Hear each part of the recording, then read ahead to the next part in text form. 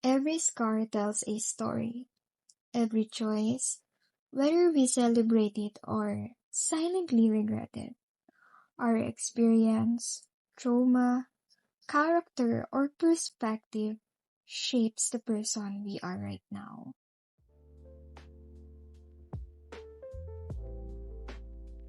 Hi everyone, I was Kashmir, I am Kashmir, and I will be Kashmir. Living, growing, and still learning in life.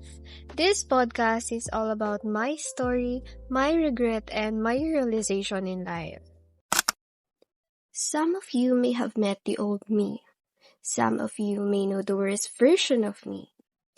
Some of you may know the better version of me. But through all these pieces, I've learned and grown.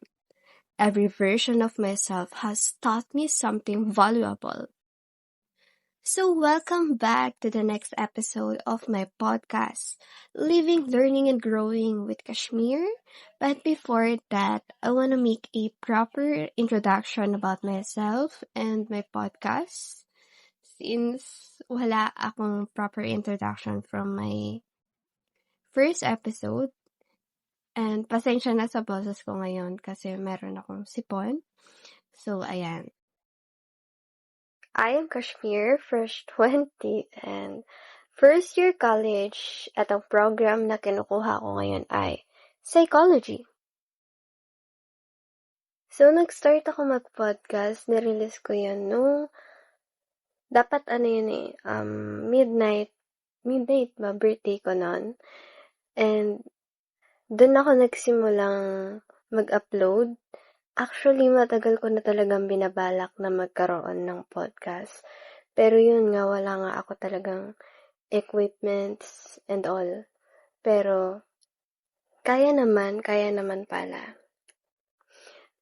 And, syempre, podcast is a therapy.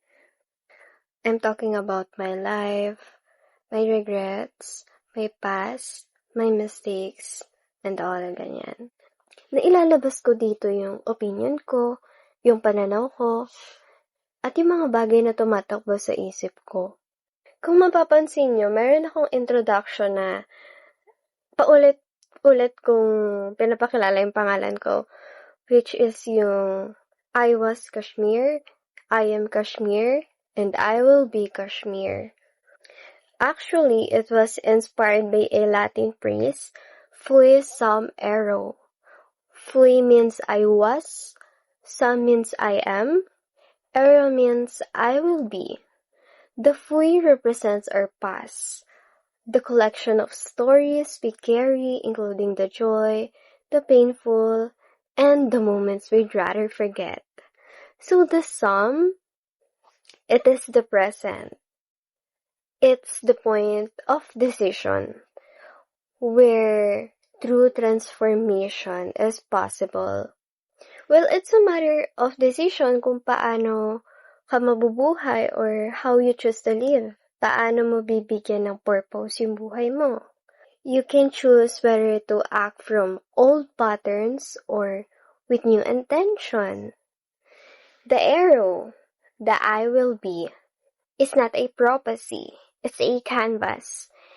It's the future still to be written, full of endless possibilities for what your life can become. So, hindi pa siya nangyayari. Mangyayari pa lang. Fui some arrow is a inspiring quote for me. It's a reminder for me na kung ano ako noon, maayos, magulo, pangit o maganda, parte ko yon.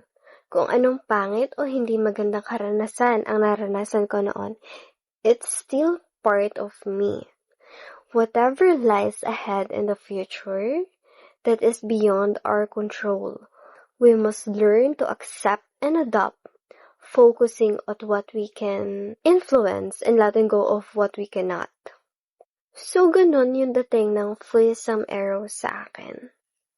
Alam niyo ba noon, kung hindi niyo ako tatanungin, masyado akong tahimik dati para akong hindi makabasag ng pinggan. Sa sobrang tahimik ko, hindi ko alam paano i-express yung sarili ko. Sa kung ano yung nararamdaman ko, sa kung ano yung opinion ko. kung okay ba ako, kamusta ako, ganyan. Hindi ko alam. Kapag tinatanong kasi ako kung okay lang ako o hindi, tatango lang talaga ako or iiling. Ganun ako katahimik dati. At ganun ko hindi ka i-express yung sarili ko talaga. Ako yung tipo na tahimik na pinapanood ko lang kung ano yung nasa paligid ko.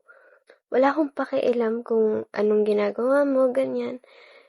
Kasi kung ano yung nakikita ko, parang sa akin lang yun. Parang inoobserbahan ko lang kung ano yung mga ginagawa ng tao. And ayun. So, syempre, tahimik ako. Hindi ko alam paano i-express ang sarili ko. Pero, ang madamdamin ko talaga sobra. Ayun ang parang downside siguro. Kasi, ayun nga hindi mo nga alam paano i-express sarili mo. Paano mo sasabihin na ayaw mo ng ganito, ayaw mo ng ganyan, paano to, paano yan. Ganon.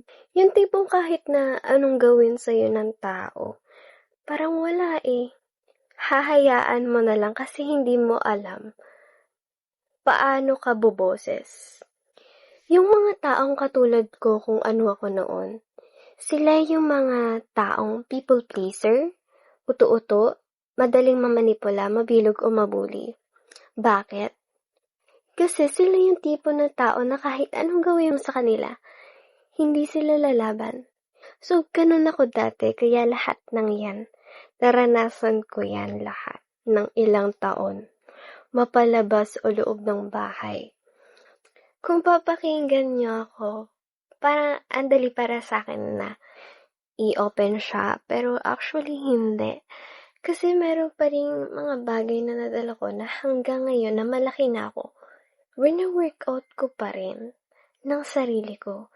Wina-workout ko pa rin ng ako lang. Akala ko noon, hindi ko malalagpasan yun.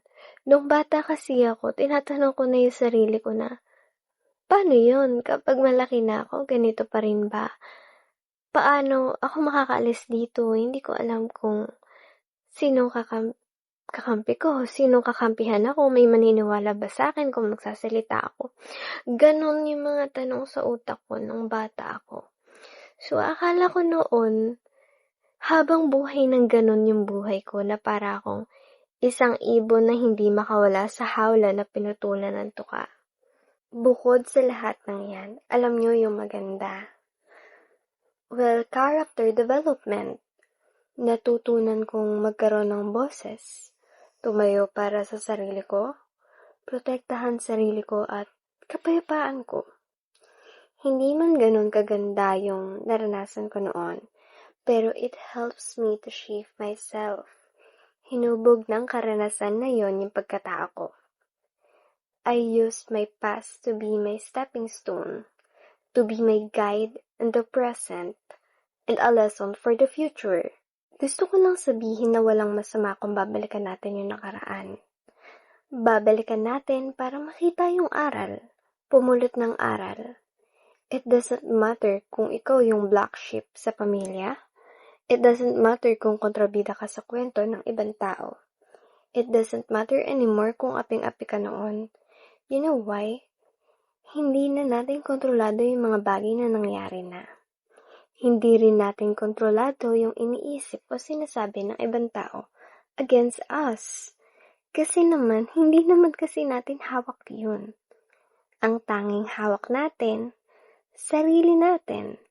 Ang mga bagay na kontrolado natin is how we react towards sa mga bagay na ganon.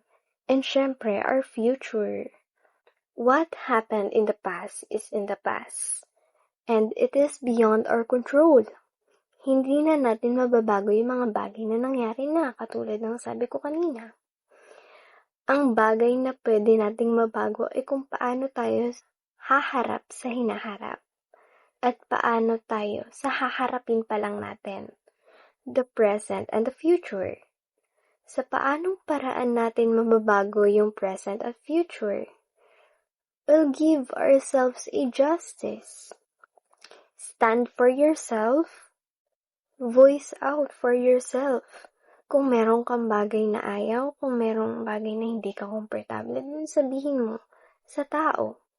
Set boundaries. Kung hindi niya kayang respetuhin yun, dumistansya ka, ikaw yung dumistansya. Bigyan mo ng justice yung sarili mo sa lahat ng hindi magandang karanasang naranasan mo at sa masasakit na bagay na natanggap mo. Grow and learn in the present and prove yourself in the future. Alam niyo ba yung kasabihan o yung sinasabi nila na kung pinanganak kang mahirap, hindi mo kasalanan yon. Kung lumaki kang mahirap, kasalanan mo yon. The same as, kung pinanganak kang walang alam, hindi mo kasalanan yon. Kung lumaki kang walang alam, kasalanan mo yon. Nakuha niyo yung gusto kong sabihin. Walang magbabago sa buhay mo kung hindi mo sisimulan sa sarili mo. Never live in the past mistakes, past regrets. They cause you nothing but make you the same person again. Hindi ka mag-grow, hindi ka matututo, at hindi sa ganyang bagay dapat hihinto ang buhay mo. With all of this, I've realized that my past mistakes, my regrets, it's painful, but it serves a lesson for me to be better and a reminder for me to be the best version of myself. Again, I was Kashmir, I am Kashmir, and I will be Kashmir. Thank you for listening, and I hope you learned something new for me, and stay tuned for the next episode.